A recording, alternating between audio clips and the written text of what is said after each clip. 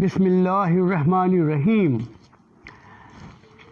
In the last lecture, dealing with the attitude of different playwrights towards life, Raymond Williams alludes to Lessing, Schopenhauer, Nietzsche, and others. In most of the cases, tragedy happens because of man's own attitude and towards life. In other words, man's suffering or happiness is in his own hands. Raymond Williams does not agree with such an attitude. He does not believe that man's suffering is because of his own fault or his happiness is due to his own wiser policy. Toward the end of yesterday's lecture, Raymond Williams quotes Nietzsche, highlighting his belief that Greek art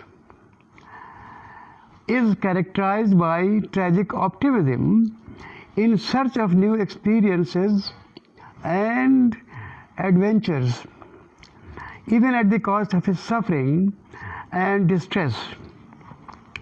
The dominant voice in modern tragedy is that of Schopenhauer. To him, as well as to Nietzsche, life is not a bed of roses. More often, he suffers for no fault of his own, but due to hostile forces dominating in the universe.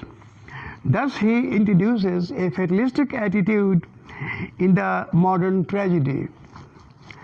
Most of the tragedies in the 20th century are colored by this. Western philosophy has much to do with the fatalistic attitude in the modern tragedy. Man is helpless. Man is a helpless puppet in the hands of fate. Detached from religion and spirituality, the so-called modern intellectuals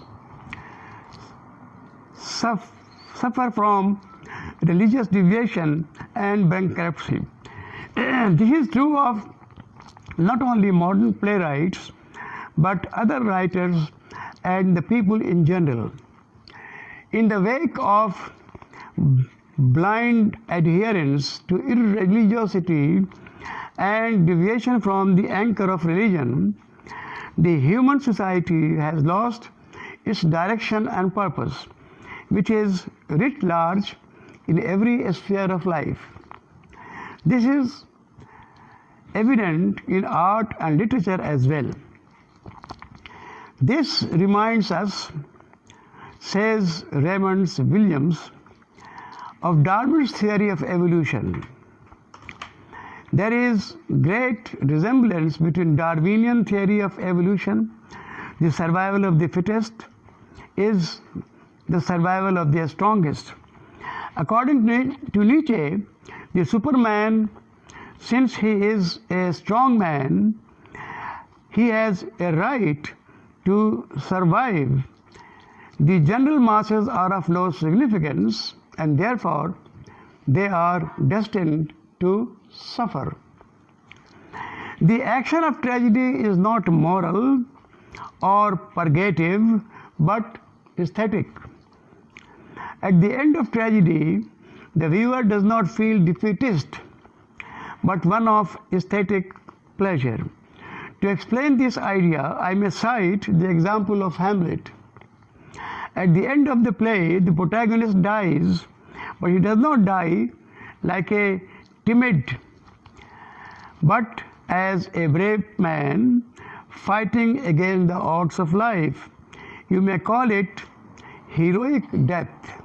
We shall continue this discussion next day.